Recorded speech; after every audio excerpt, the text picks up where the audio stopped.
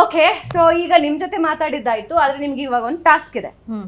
ಈಗ ಟಾಸ್ಕ್ ನಿಮಗಲ್ಲ, ಇವರಿಬ್ಬರಿಗೆ. ಇವ್ರಿಗೂ ಒಂದು ಟಾಸ್ಕ್ ಕೊಡ್ಬೇಕು. ಇವ್ರನ್ನ ಕೇಳಿ ಫಸ್ಟ್ ಹೇಳ್ತಾರೆ, ಶೂಟ್ ಮಾಡ್ಬೇಕಲ್ಲ ಆಮೇಲೆ.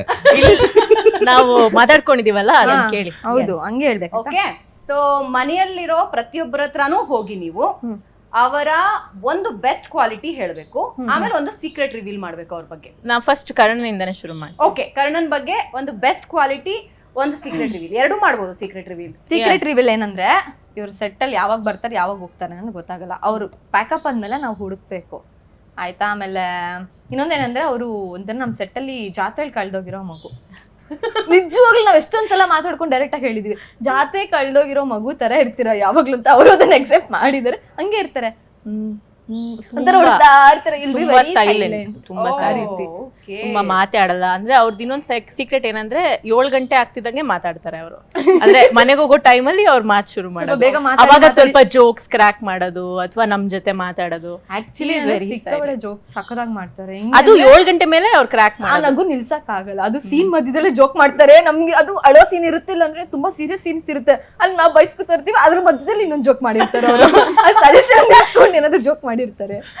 ಬಟ್ ಅವ್ರ ಕರ್ಣ ಪಾತ್ರ ಮಾಡಂಗ ಆಗಿದಾರೋ ಅಥವಾ ನಂಗೆ ಗೊತ್ತಿಲ್ಲ. I never met Kiran Raj before. Is very decent, humble, ಮತ್ತೆ ತುಂಬಾ supportive actor to act with. And ಅವರು ಎಮೋಟ್ ಮಾಡೋದನ್ನ ಅವ್ರು ಎಮೋಟ್ ಮಾಡಿದ್ರೆ ನಾವು ರಿಯಾಕ್ಟ್ ಮಾಡೋಕ್ಕಾಗೋದು.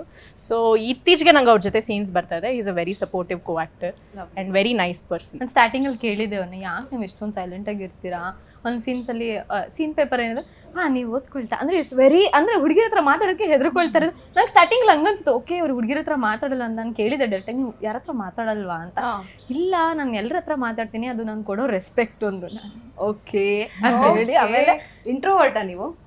ನಂಗೆ ಅನ್ಸಿದ್ದು ಇಂಟ್ರೋವರ್ಟ್ ಇರ್ಬೇಕು. ಎಂಜಾಯ್ ಮೈ ಓನ್ ಕಂಪನಿ ಆ ಥರ. Okay okay. ಆಮೇಲೆ it's kind of creating a positive atmosphere. ಈಗ ಪ್ರತಿಯೊಬ್ಬರು ಇಲ್ಲಿ ಬಂದಾಗ ಮನೆಯಿಂದ ಆಗಲಿ ಅಥವಾ ಅವ್ರಿಗೆ ಆಗಲಿ ಒಂದು ಎಕ್ಸ್ಪೆಕ್ಟೇಷನ್ಸ್ ಇರುತ್ತೆ, ಒಂದು ಸೆಕ್ಯೂರಿಟಿ ಅಂತಾನು ಇರಬೇಕು.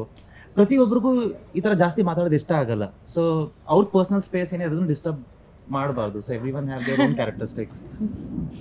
ಸೈಲೆಂಟ್ ಆಗಿದ್ರೆ ಬೆಟರ್. ನಾವೇ ಮಾತಾಡಿ ಅಂತ ಕೇಳಿದ್ರು ಮಾತಾಡಲ್ಲ, ಅಷ್ಟೊಂದು ಸೈಲೆಂಟ್ ಇರಬಾರ್ದು.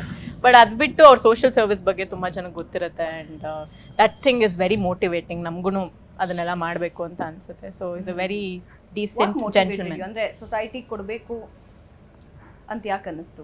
ಏನಾದರೂ ಒಂದು ಘಟನೆ ಇತ್ತಾ ಅಥವಾ ಮೊದಲಿಂದಾನೇ ನಿಮಗೆ ಘಟನೆ ಅಂದರೆ ಸ್ಟ್ರಗಲ್ ಟೈಮಲ್ಲಿ ಒಂದು ರೆಗ್ಯುಲರ್ಲಿ ಫೇಸ್ ಮಾಡೋಂಥ ಇಶ್ಯೂಸ್ ನೋಡಿದಾಗ, ಓಕೆ ಒನ್ ಟೈಮ್ ಬಂದಾಗ when I have the opportunity ಒಂದಷ್ಟು ಜನಕ್ಕೆ ಮಾಡೋಣ ಅಂತ. ಬಿಕಾಸ್ ಲೈಫಲ್ಲಿ ಪ್ರತಿಯೊಬ್ಬರಿಗೂ ಒಂದು ಸಿಚುವೇಶನ್ ಬರುತ್ತೆ ವೇರ್ ಯಾರಾದರೂ ಹೆಲ್ಪ್ ಮಾಡಿಬಿಟ್ರೆ ಸಾಕು ಅಂತ ಫೀಲ್ ಆಗುತ್ತೆ, ಗೊತ್ತಾ? ಒಂದು ಗೈಡ್ ಆದರೂ ಮಾಡಿಬಿಡ್ಲಿ and no one turns up. ಆ ಥರ ಸಿಚುವೇಶನ್ ಇದ್ದಾಗ ಯಾವುದೋ ಒಂದು ಹೆಲ್ಪ್ ಅಥವಾ ಯಾವುದೋ ಒಂದು ಗೈಡೆನ್ಸ್ ಅಥವಾ ಯಾವುದೋ ಒಂದು support would have change the situation ಅನ್ನೋ ಒಂದು ಫೀಲಿಂಗ್ ಬರುತ್ತೆ. ಬಟ್ ಆ ಟೈಮಲ್ಲಿ nothing happens with you. So ಆ ಒಂದು ಹೆಲ್ಪ್ ಅಥವಾ ಒಂದು ಗೈಡೆನ್ಸ್ದು ನಿಮಗೆ ಇಂಪಾರ್ಟೆನ್ಸ್ ಗೊತ್ತಿರುತ್ತೆ. And with time I have seen ಆ ಒಂದು ಚಿಕ್ಕ ಹೆಲ್ಪಿಂದ how it has change someone's life, perspective ಲೈಫ್ದು ಹೇಗೆ ಬದಲಾಗಿದೆ ಅವ್ರಿಗೆ ಅಂತ. ಸೊ ಅಲ್ಲಿಂದ ಕಂಟಿನ್ಯೂ ಆಗಿ ಇಟ್ಸ್ ಗೋಯಿಂಗ್ ಆನ್. ಆ್ಯಂಡ್ ಇದು ಸ್ಟಾರ್ಟ್ ಮಾಡಿದಾಗಲೇ ನಾನು ಆಗಲೇ ಮ್ಯಾಜಿಕ್ ಬಗ್ಗೆ ಏನು ಹೇಳಿದ್ನಲ್ಲ, things happens with me in magic. ಆಗಿದೆ. ಎಸ್. ಯಾರಿಗಾದ್ರೂ ಥ್ಯಾಂಕ್ಸ್ ಹೇಳೋದಿದೆಯಾ ನಿಮಗೆ ಆ ವಿಷಯದಲ್ಲಿ? ನಮ್ಮ ಅಪ್ಪ ಅಮ್ಮನಿಗೆ ಎಂತ ಮಗ ಹುಡ್ಸಿದ್ರಿ ಅಂತ. ಲವ್ಲಿ.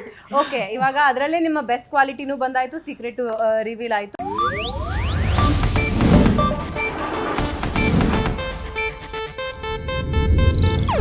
ಇದು ಏಷ್ಯಾನೆಟ್ ನ್ಯೂಸ್ ನೆಟ್ವರ್ಕ್ ಪ್ರಸ್ತುತಿ.